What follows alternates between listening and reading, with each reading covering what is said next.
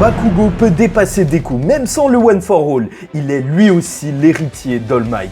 Et ça, s'il arrive à comprendre son alter et son réel pouvoir. Et même, parlons plus loin que ça, donc de Kurogiri qui pourrait avoir un rôle crucial dans cette fin de My Hero Academia, du combat final qui est en train de s'inaugurer entre Deku contre Shigaraki et All for One face à Bakugo.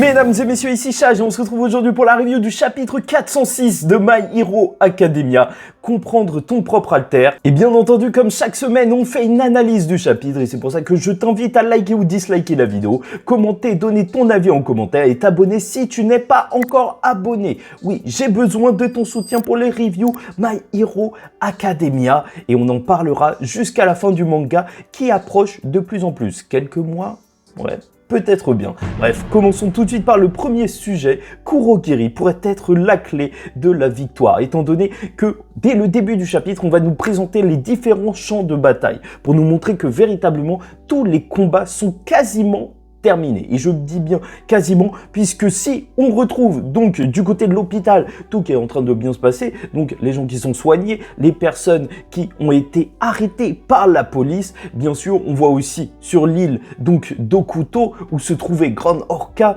donc le Nomu qui a été neutralisé, Aoyama donc qui est en train de libérer tout le monde, voilà, de tous les côtés, avec Ryukyu, donc, qui se bat face à Ghost. Mais si vous vous souvenez pas de qui est Ghost, normalement, c'était Ghostly, je sais pas quoi. Donc, c'était un des vilains qui était censé être les plus gros vilains évadés de Tartarus, avec celui qui faisait des plantes, donc, a combattu Aoyama. Et c'est pour ça que, normalement, le combat devrait être hyper intéressant. Mais, en soi, on l'aura pas vu. Et c'est dommage parce que même voir l'héroïne dragon, ça aurait été juste incroyable de voir son combat. Mais il faut juste se dire et se rassurer en se disant que l'animé pourra passer plus de temps sur ces combats plutôt qu'un épisode récap au début de la saison où ils vont aller faire de la piscine. Ouais, espérons qu'on n'ait pas ça. Et plus de détails de tous les côtés. On voit que Skeptic a été appréhendé par Hound et même la seconde B qui aide à l'évacuation de Shiketsu. Ça y est, ils ont réussi à régler les problèmes d'évacuation avec les blocs qui avançaient pas trop. Voilà, ça a été géré. En plus, on peut voir Kurogiri. Ça fait plaisir de voir certains membres de la seconde B donc dans cette fin de My Hero Academia, bien entendu. Mais s'il y a bien une chose qui est mystérieuse, c'est que comme le dira l'inspecteur Tsukauchi, donc on n'a pas de nouvelles de Kurogiri qui avait emmené même avec lui donc Present Mike et Eraserhead et ce trio autour d'Aizawa. C'est assez étrange tout de même qu'on n'ait pas de nouvelles d'eux, sachant qu'ils peuvent faire une réelle différence, surtout Kurogiri, donc en téléportant les gens. Donc, est-ce qu'on va assister à ça? Une téléportation même de Shigaraki directement en prison? Pourquoi pas? Ça, ce serait le move le plus intelligent. Mais sait-on jamais? Ou même une évacuation de tout le monde à un moment désespéré. De toute façon, ça sent le setup. Ça sent qu'il va avoir une grande action. Et de toute façon, ça a été un personnage central de My Hero Academia.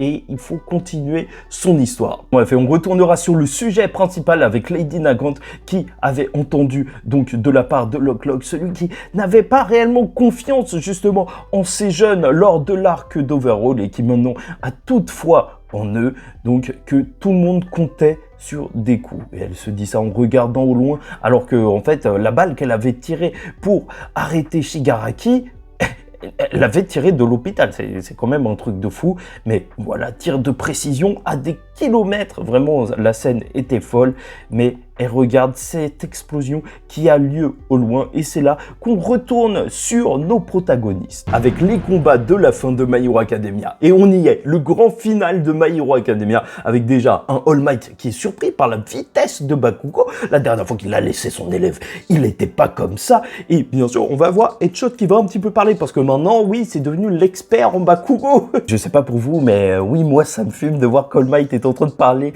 à un ver de terre. Mais quoi qu'il en soit, donc il lui dit que Bakugo était sur le point, donc quand il est tombé dans les pommes, de découvrir quelque chose sur son alter et il va le découvrir très bientôt en l'utilisant. Ça y est, l'éveil de son alter, comprendre même comment mieux l'utiliser. Bakugo est à ce point-là de son histoire, un point crucial. Et alors que All for One vient de se prendre l'explosion de Bakugo, qu'il a traversé l'immeuble jusqu'au sous-sol, oui bien sûr, ça a été hyper violent, il se dit juste qu'il doit rejoindre Shigaraki. Il n'a pas de temps à perdre avec Bakugo et va juste foncer. Un Bakugo qui, quand même, il va mal le prendre, mais bon, il va se montrer à la hauteur. Même si avec ça, il reste du chapitre, je me demande comment ça se fait qu'il est en état de continuer. Mais quoi qu'il en soit, donc Shigaraki se dit juste qu'il aura juste à détruire une nouvelle fois Bakugo. Ce qui ne va pas énerver Deku parce qu'il est en train de penser à autre chose.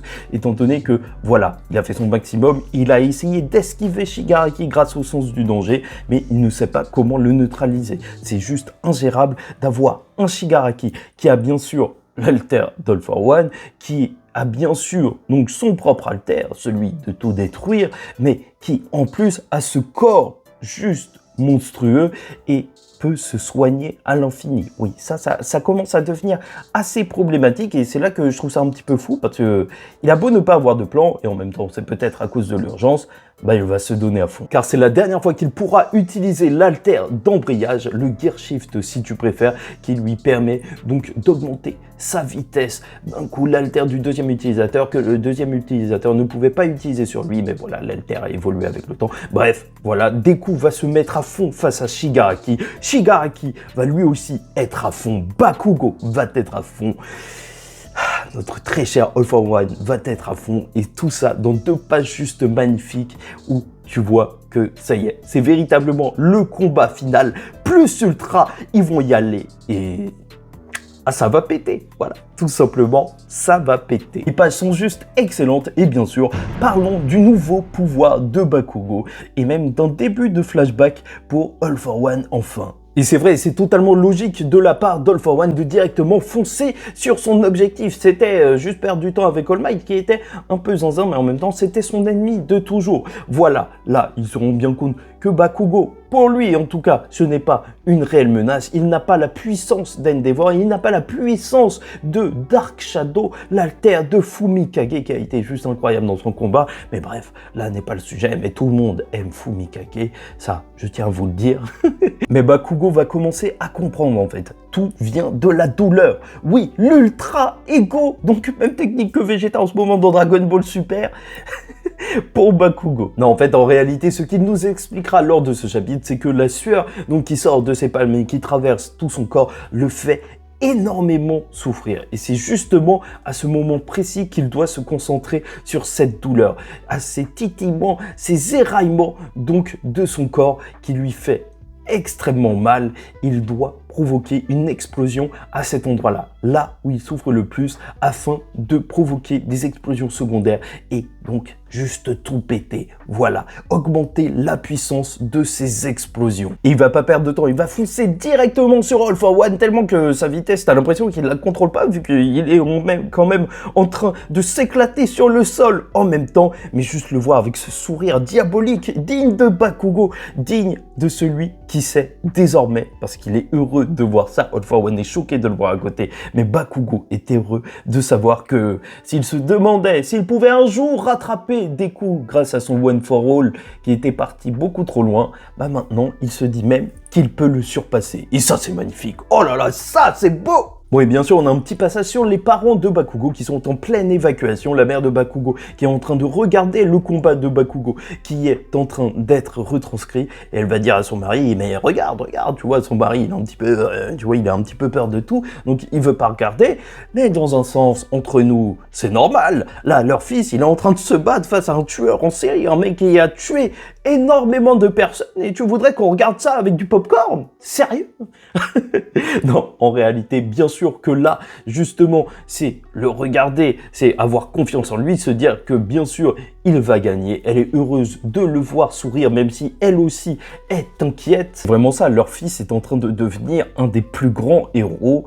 Et donc, s'ils ont foi en le fait qu'il sera donc un véritable héros. Il faut regarder, même si c'est quand même un petit peu hardcore. Et je me demande où est la mère de Deku. Franchement, je n'attends que ça. Et le père, non, le père, ça sert à rien. Ça y est, c'est terminé. Et quand on a le retour sur Bakugo, bah en fait, depuis tout à l'heure, All for One, il se demande qu'est-ce qui est en train de l'énerver, en fait, en voyant Bakugo. Et il le dit, en réalité, c'est juste parce que Bakugo ressemble au second utilisateur. Celui qui avait prêté main forte, donc, à son frère, et qui a commencé, en réalité, parce que en fait le One for All, ça a certes commencé avec le premier utilisateur, mais c'est surtout la transmission qui a fait que voilà, il y a eu la chaîne d'événements de transmission, encore une fois, de ce pouvoir qui a mené à ce moment-là.